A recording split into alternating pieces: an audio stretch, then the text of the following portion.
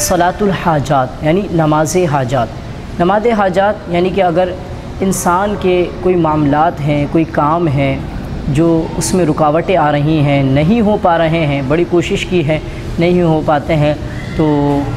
بندوں کی جانب سے ہوں یا من جانب اللہ ہوں، تو اللہ کی بارگاہ میں اگر انسان 2 رکعت نفل کا نذرانہ پیش کرے اور کس طریقے سے انشاءاللہ باقاعدہ طریقہ کار باقاعدہ پریکٹیکلی طور پر بھی آپ کو بتایا جائے گا، تو اگر اس کو ادا کیا جائے تو اللہ رب العزت جو بھی رکاوٹیں ہوتی ہیں، جو بھی مسائل ہوتے ہیں، آلام ہوتے ہیں، یا جو بھی مطلب یہ کہ انسان چاہتا ہے یار ہو جائے، بسا اوقات آپ نے سنا ہوگا یار بس کام بنتے بنتے بنتا نہیں بلکہ بگڑ جاتا ہے، بس کام ہونے ہی والا تھا ہے کوئی نہ کوئی رکاوٹ آ جاتی ہے، کوئی نہ کوئی مسئلہ آ جاتا ہے، یا پھر وہ بندہ بس ماننے ہی والا ہوتا ہے لیکن کوئی نہ کوئی پرابلم یقیناً آ جاتی ہے۔ تو جتنے بھی انسان کی زندگی کے مراحل ہیں، جاب کے معاملات ہیں، شادی کے معاملات نہیں ہو پا رہے ہیں، یا پھر مثال کے طور پر روزگار اچھا نہیں چل رہا ہے، اسی کے ساتھ ساتھ مثال کے طور پر اللہ اولاد نافرمان ان کی فرما برداری کے لیے دیگر ضوابط بھی اختیار کریں۔ مثال کے طور پر آپ کی جاب نہیں ہے تو یقیناً آپ ایبلٹی آپ کے اندر ہے تو اس کے لحاظ سے آپ جاب کی تلاش بسیار کیجئے، یا پھر جو کام مل رہا ہے اس کو غنیمت جانتے ہوئے محنت اور حلال کے ساتھ زندگی کو بسر کرنے کی کوشش کیجئے، اور اسی کے ساتھ ساتھ ان اعمال کو اگر اپنی زندگی کے اندر رچا بسا لیں گے تو انشاءاللہ الجلیل زندگی بڑی پرسکون ہو جائے گی۔ لیکن یہ بھی یاد رکھ لیا جائے، یہ مسئلہ اہم کہ یہ نماز نفل ہے، یہ نماز نفل کہلاتی ہے، لیکن اس سے قبل ہم نے فرائض کی پابندگی لازمی کرنی ہے۔ ایک مثال کے طور پر جیسے بھی ہم نے آپ کو طریقہ کار بتا دیا، آپ یہ نفل نماز تو ادا کر رہے ہیں لیکن 5 وقتہ نماز جو فرائض ہیں، مطلب یہ فرض نماز ہے، فجر، ظہر، عصر، مغرب، عشاء، اس سے آپ جو ہے نا غافل ہیں تو پھر یقیناً پھر یاد رکھ لیا جائے پھر ہمارے لیے بڑی محرومی ہے، اور اس کو جو ہے نا پھر جو ہے نا کوئی یقیناً اس سے شاید نماز اپنی جگہ ہے، اس کا ثواب یقین ملے گا، لیکن اس سے جس مقصد کے لیے کہ اس کے اندر فائدہ اور ثمرہ اس کو حاصل نہیں ہوگا۔ تو لہذا فرائض کی پابند، بلکہ علماء تو یہ فرماتے ہیں کہ جو نا ایک مسلمان کے لیے نماز 5 گانا سے بڑھ کر بہترین کوئی وظیفہ نہیں ہے، لیکن اس کے ساتھ ساتھ ظاہر سی بات زندگی کے اندر مراحل ہو جاتے ہیں، تو اب یہ نماز جس کو ہمارے یہاں صلاۃ الحاجات نماز حاجت بھی کہتے ہیں، حضرت حذیفہ رضی اللہ تعالیٰ سے روایت منقول ہے جس کو ابو داؤد نے نقل کیا ہے کہ جب حضور جان عالم صلی اللہ تعالی وسلم کوئی امر اہم، دیکھیں کیا لفظ حدیث کی، کوئی امر اہم پیش آ جاتا تو حضور علیہ الصلوۃ والسلام نماز پڑھتے۔ اب اس کے لیے 2 رکعتیں بھی آپ ادا کر سکتے ہو، 4 رکعتیں، لیکن علماء فرماتے ہیں نفل کے اندر زیادہ بہتر ہے کہ 2 رکعت کر اس کو ادا کیا جائے۔ ویسے اس کی 2 رکعت نفل جو ہے نا وہ نماز حاجت ہوتی ہے، 2 رکعتیں بھی پڑھی جا سکتی ہے، 4 رکعت، لیکن کتاب کے اندر جو ہم نے آپ کو ذکر فرمایا وہ طریقہ کار 4 رکعت۔ کیا طریقہ کار ہوتا ہے؟ جس طریقے سے بیانی نماز پڑھتے ہیں اس طریقے سے ہی نماز پڑھی جائے گی، لیکن پہلی رکعت میں سورہ فاتحہ کے بعد 3 بار آیت الکرسی، اللہ لا الہ الا هو الحی القیوم الی آخر ولا یؤود حفظهما وهو العلی العظیم تک، یعنی کہ پہلی رکعت کے اندر کیا کرنا ہے، آپ نے سورہ فاتحہ کے بعد 3 بار آیت الکرسی پڑھنی ہے، پھر دوسری رکعت میں سورہ فاتحہ کے بعد سورہ اخلاص قل هو اللہ احد، تیسری رکعت میں سورہ فاتحہ کے بعد قل اعوذ برب الفلق، اور چوتھی رکعت میں سورہ فاتحہ قل اعوذ برب الناس پڑھنا ہے۔ اسی کو کتاب میں نقل کیا گیا ہے کہ پہلی رکعت میں سورہ فاتحہ اور 3 بار آیت الکرسی پڑھیں، اور باقی 3 رکعتوں میں سورہ فاتحہ اور قل هو اللہ اور قل اعوذ برب الفلق اور قل اعوذ برب الناس ایک بار پڑھیں، تو یہ ایسی ہیں جیسے شب قدر میں 4 رکعتیں انسان نے پڑھی ہوں۔ کتنی خوبصورت! بلکہ علماء کرام، مشائخ کرام فرماتے ہیں کہ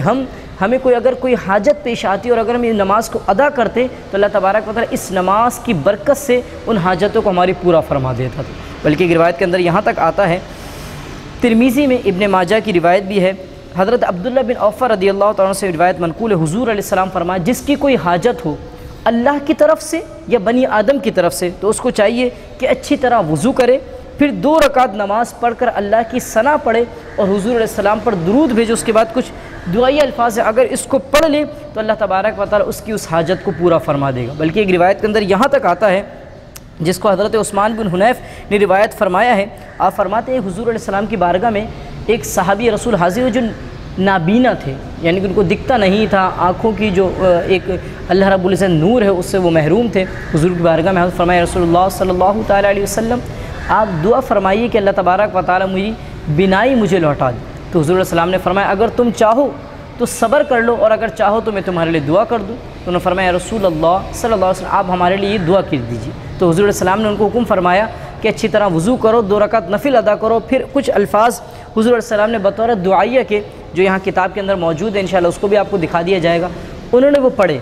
تو جو صحابی رسول اس روایت کو منقول کرتے ہیں، حضرت عثمان بن حنیف فرماتے ہیں خدا کی قسم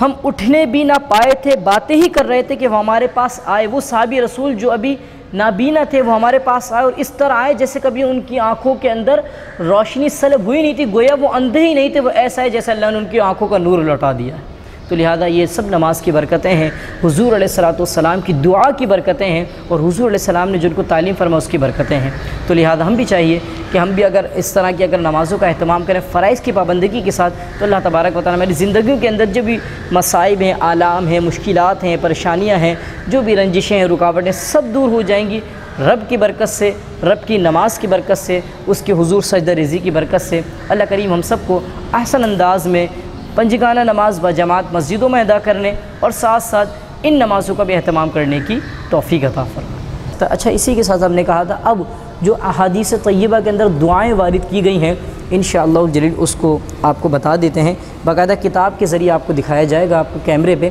کہ یہ الحمدللہ کتاب ہے جس کے اندر آپ دیکھ سکتے ہیں یہ حدیث مبارکہ ذکر کی گئی نماز حاجات۔ اسی کے ساتھ ساتھ آپ دیکھ رہے ہیں یہ دعا ہے حدیث مبارکہ کے تحت کہ اللہ پاک فرماتا ہے کہ اگر انسان کو کوئی بھی حاجت ہو،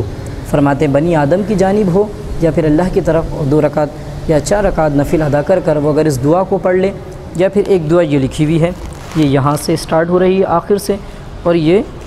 اس دعا کو پڑھ لے تو حدیث مبارکہ کے اندر آتا ہے کہ ایک صحابی رسول جو نابینا تھے، اللہ کے محبوب علیہ السلام نے ان کو حکم فرمایا، آپ نے تعلیم فرمائی کہ 2 رکعت نفل ادا کریں۔ نفل ادا کرنے کے جب انہوں نے دعا فرمائی، یہ دعا پڑھی تو اللہ تبارک و تعالیٰ نے ان کی آنکھوں کا نور ان کو لوٹا دیا۔ تو صحابہ فرماتے ہیں ایسا لگتا تھا کہ گویا وہ اندھے تھے ہی نہیں۔ اچھا، جو بھی آپ نے آپ کو دعا دکھائی تو اب پڑھ کے بھی بتا دیتے ہیں، اگر کسی ہمارے دوست بھائی کو صحیح تلفظ نہیں آتے تو وہ آسان انداز میں اس ویڈیو کو دیکھ کر بھی جو نا وہ دعا کو پڑھ سکتے ہیں۔ اور یہ یاد رکھیں کتاب ہمارے پاس ہے بحر شریعت، کتاب بحر شریعت ہے، حصہ بے، یعنی کہ جلد کہہ لیں آپ بے کی یہ اول ہے، جلد دوم کا یہ اول حصہ ہے۔ اور اب اس کو پڑھ لیتے ہیں۔ بسم اللہ الرحمن الرحیم۔ لا الہ الا اللہ الحلیم الکریم، سبحان اللہ رب العرش العظیم، الحمد للہ رب العالمین، اسألک موجبات رحمتک وعزائم مغفرتک والغنیمہ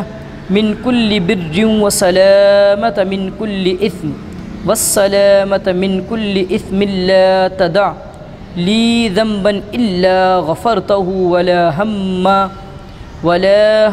الا فرجته ولا حاجة هي لك ردا الا قضيتها یا ارحم الراحمین۔ ایک دعا یہ ہے، اور دوسری دعا اللہم انی اسألک واتوسل واتوجہ الیک بنبیک محمد النبی الرحمہ یا رسول اللہ انی توجہت بک الی ربی فی حاجتی هذه لتقضى لی اللہم فشفعہ فی۔ یہ آپ کے سامنے ہم نے دونوں جو